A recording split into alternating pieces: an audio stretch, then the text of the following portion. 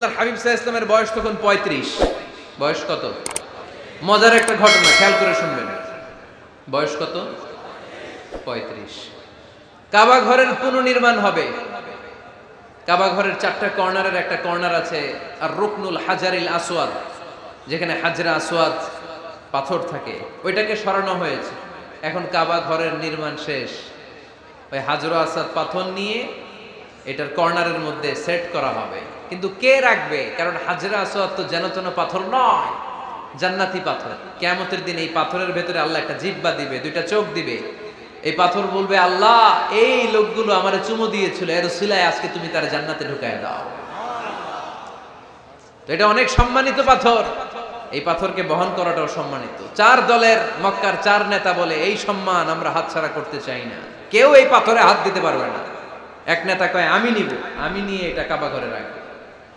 দ্বিতীয় নেতা বলে, না, এই পাথর আমি অন্য কাউরে দেব না, এটা অনেক সম্মানের, অনেক প্রেস্টিজিয়াস ইস্যু, আমি এই পাথরটা হাতে নিয়ে কাবা ঘরে রাখবো।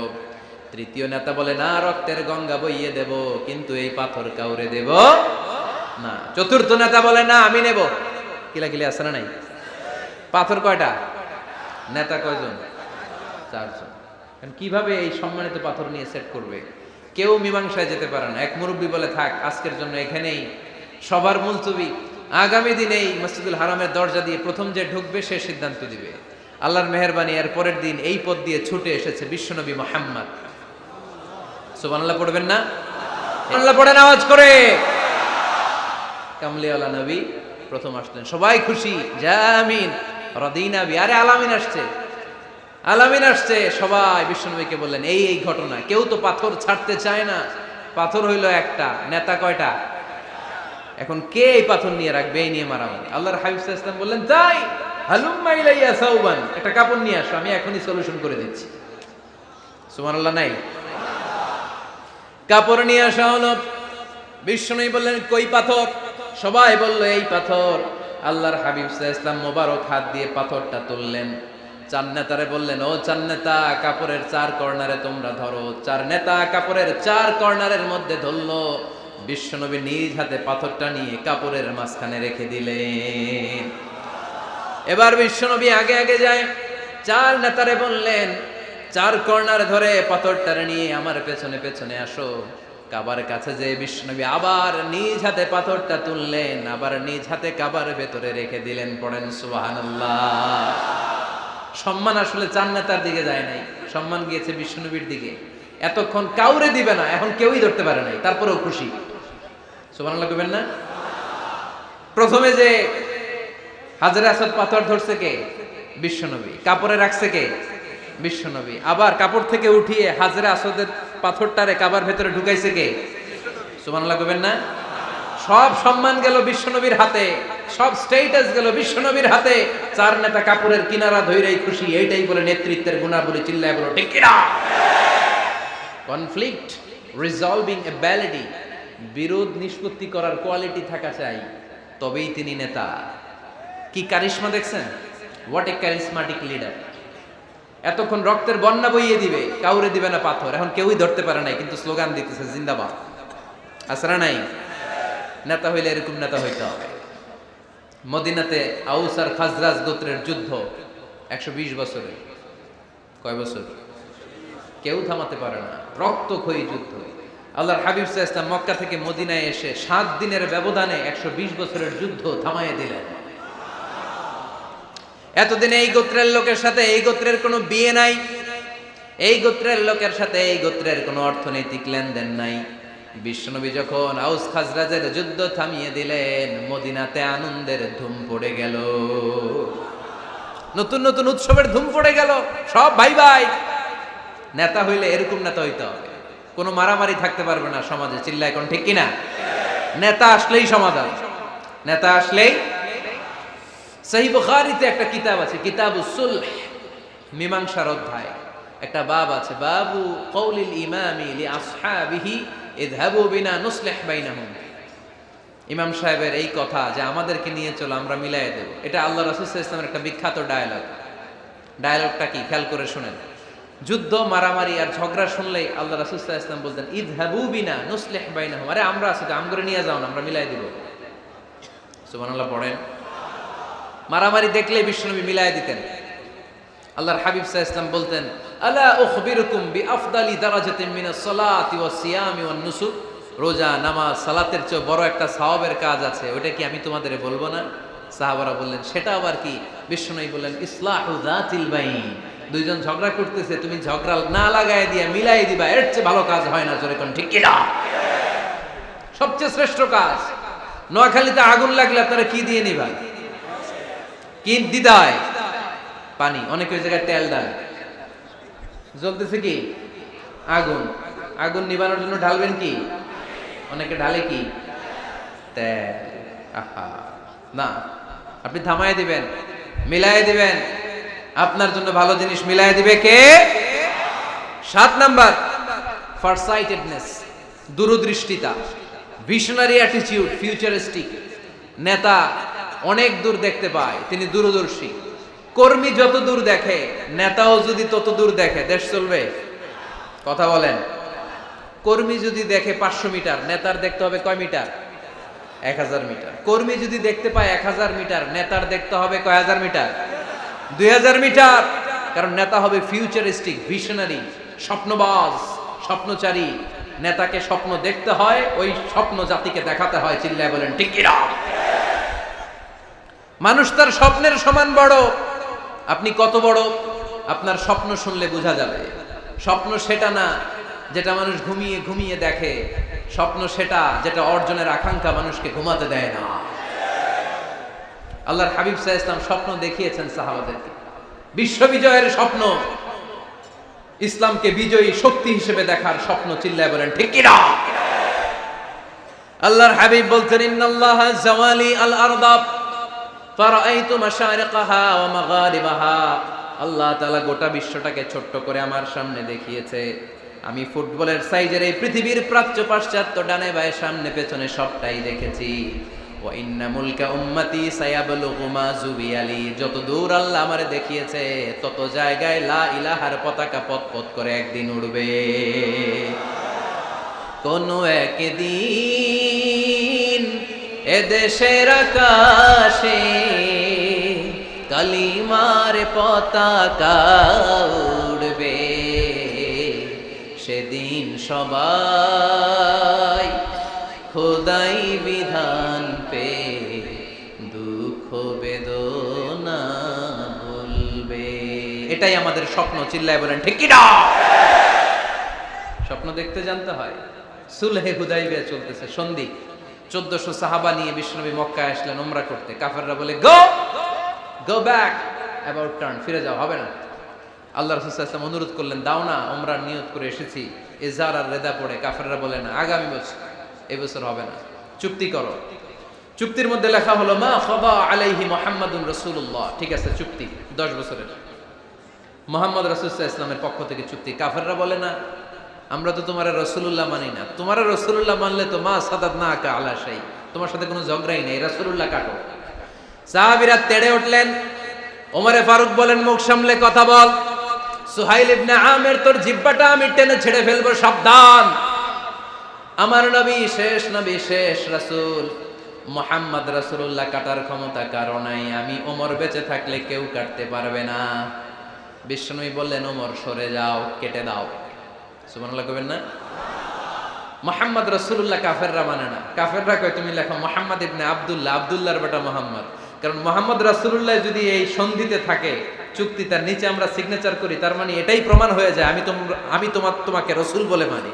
আমরা কাফেররা তোমাকে রাসূল বলে মেনে নিয়েছি। নো, তোমার রাসূল বইরা মানলে তো খেলা এখানেই শেষ। কাটো, রাসূলুল্লাহ লেখা যাবে না, লিখতে হবে আব্দুল্লাহর বেটা মুহাম্মদ। কোন সাহাবারা রাজি হয় না। কথা শুনতেছেন?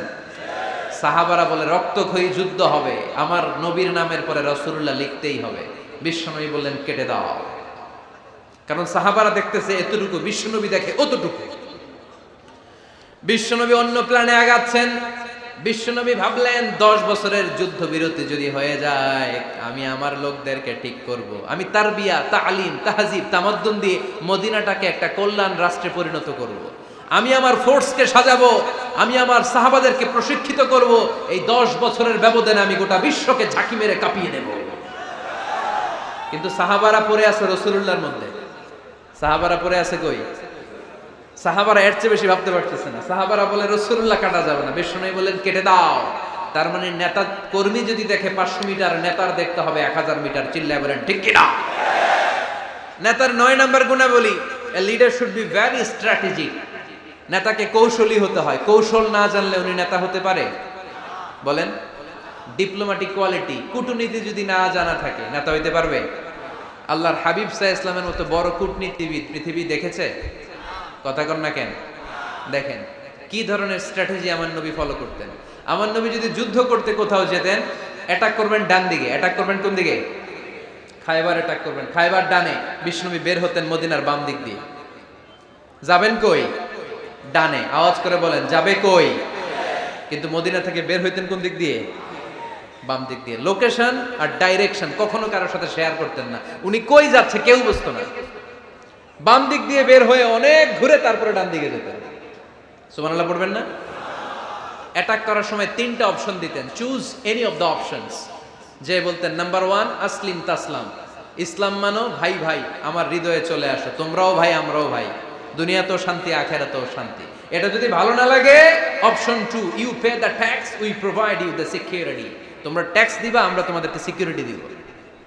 ইয়াতুনা আল জিজিয়াতা আন ইয়াদিন ওয়া হুম সাগিরুন, তোমরা জিজিয়া দিবা, আমরা সিকিউরিটি দিব। প্রথম অপশন মুসলমান হইলা না, আমাদের ভাইও হইলা না। দ্বিতীয় অপশন ট্যাক্সও দিবা না, কাফির থাকতে মনে চায় থাকো, খ্রিস্টান থাকো, ইহুদি থাকো, ধর্মান্তরিত হওয়া লাগবে না, খালি ট্যাক্স দিবা, ওইটাও ভালো লাগে না। 3 নাম্বার অপশন হচ্ছে the sword will decide what gonna happen among আস, তলোয়ার ফয়সালা করবে এখন কি হবে। সুবহানাল্লাহ কইবেন না?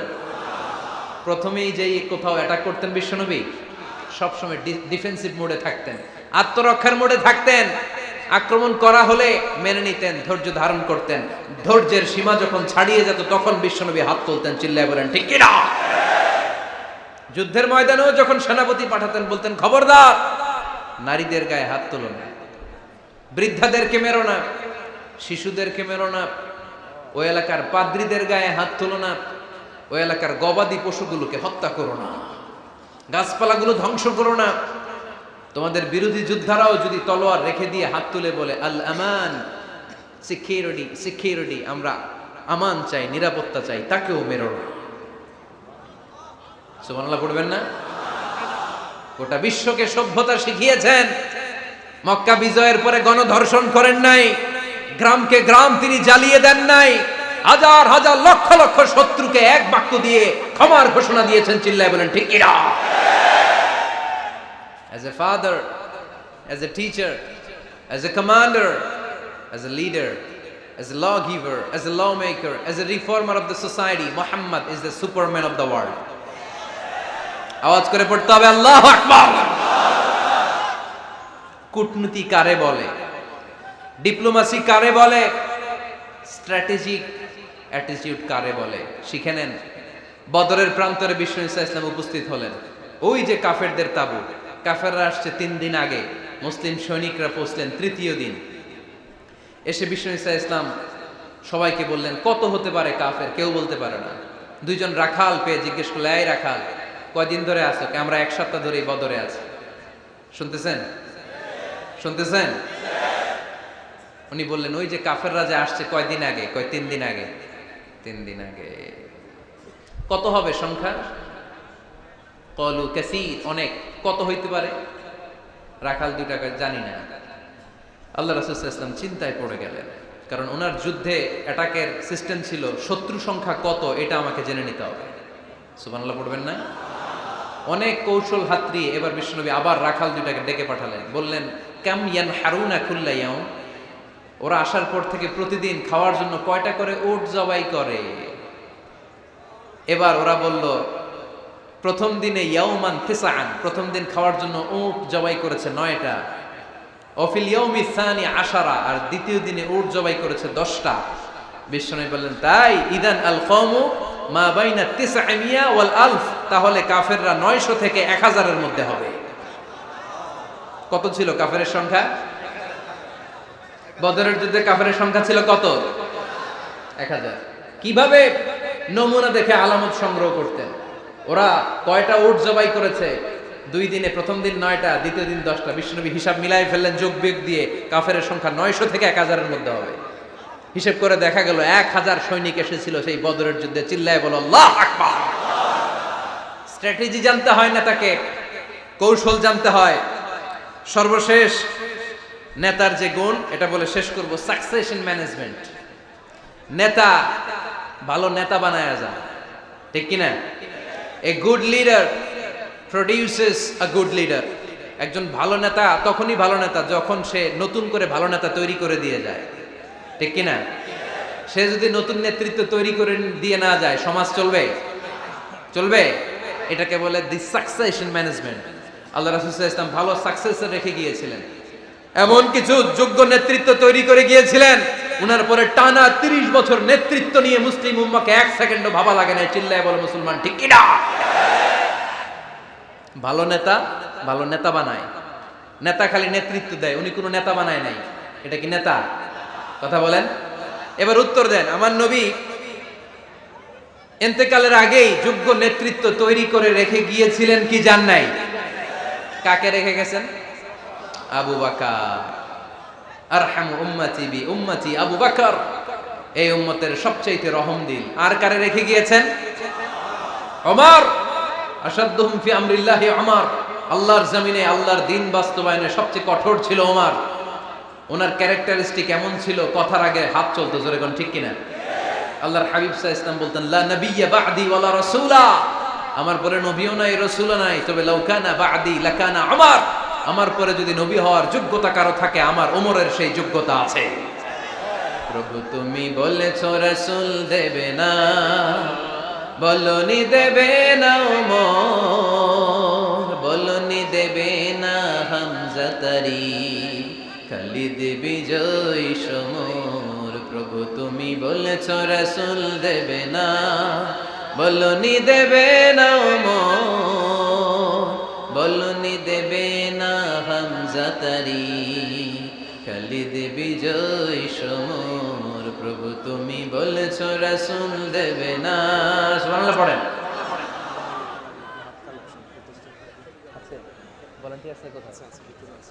এই উঠতেছেন কেন? হ্যাঁ, উঠলেন কেন? এই 2 ঘন্টা ওয়াজ শোনার পরে শেষ বেলায় আপনারা উঠে যাবেন না? বিশৃঙ্খলা আমি দেখতে চাই না। একটা লোক প্যান্ডেলে আওয়াজও করবে না, উঠতেও পারবে না। আমার নবী নিজেও ছিলেন শ্রেষ্ঠ নেতা, রেখেও গিয়েছেন শ্রেষ্ঠ নেতা। চিল্লায় বলেন ঠিক কিনা? সাইয়েদনা আবু বকর, সাইয়েদনা ওমর ফারুক, উসমান যুন্নুরাইন, আলী রাদিয়াল্লাহু তাআলা আনহু যোগ্য নেতৃত্ব হাতে কলমে প্রশিক্ষিত করে ওনাদেরকে রেখে গিয়েছেন। তাই মুসলিম উম্মার নেতৃত্বের সংকটে পড়া লাগে নাই। জোরে কোন ঠিক কিনা? জি। তো এইজন্য আমরা চাই আমাদের একটা সেন্ট্রাল লিডারশিপ থাকুক, কেন্দ্রীয় নেতৃত্ব, যেই নেতাদের নেতৃত্বে আমরা সামনের দিকে যাব। যে 10টা পয়েন্টস আমরা শুনলাম, আমাদের সব নেতাদের এই গুণগুলো থাকার দরকার আছে না নাই? এই গুণগুলো আমলে নিয়ে মুসলিম উম্মার এই নেতৃত্বের সংকট যেন আমরা কাটিয়ে তুলতে পারি। আল্লাহ তুমি তৌফিক দান করো, আমরা পড়ি আমিন। এখানে বিশাল একটা প্রতিষ্ঠান আছে, এই বিশাল প্রোগ্রাম থেকে শুরু করে অনেক খরচ ওনাদের হয়েছে। স্বেচ্ছাসেবক ভাইয়েরা তাদের সময় মাত্র 2 মিনিট। এই 2 মিনিটে প্যাকেট নিয়ে আপনাদের সামনে যাবে। যার যতটুকু সুযোগ হয়, আমরা কেউ বাদ যাব না। এই প্রোগ্রামের জন্য এবং এই বিশাল মাদ্রাসার জন্য আমরা মুক্ত হস্তে দান করে যাব। এই উঠতেছেন কেন? উঠলেন কারা কারা? এদিকে তাকান, যারা উঠছেন এদিকে তাকান, দেখি তাকান তাকান। আমরা দোয়া ছাড়া কেউ যাব না। যাবেন? ভদ্র, নোয়াখালীর ছেলেরা অনেক ভদ্র। বসেন। সুন্দর সুন্দর ঘোষণা আছে কয়েকটা, সুন্দর সুন্দর ঘোষণা। এতক্ষণ তো প্লে কার্ড দেখাইছো, উই লাভ আজহারি। এখন উঠলে হবে? কতটুকু লাভ করো আজহারিরা দেখবো। বসো, একটা উঠতে পারবো না। আমার ভাই রফিকুল্লাহ আফসারি ভাইয়ের অসাধারণ কিছু বই আছে, অনেকে খুঁজে কোত্থেকে পাবে। আজকে এখানে আছে, যাদের দরকার আপনারা নিয়ে যাবেন। আমি নিজেও ওনার একজন ভক্ত, ওনার লেখার ভক্ত। আমি নিজেও ওনার লেখার পাঠক। অসাধারণ লিখেন। কি যেন একটা দেখলাম, নানা আলেম নানা মতে, আমি যাব কোন পথে? আলেমরা নানান মতে, পাবলিক যাবে কোন পথে? তো সুন্দর সুন্দর বই আছে, এগুলো আপনারা নিয়ে যাবেন। স্টেজে উপস্থিত আছেন নোয়াখালী জেলার এডিশনাল এসপি, কই উনি? আপনি?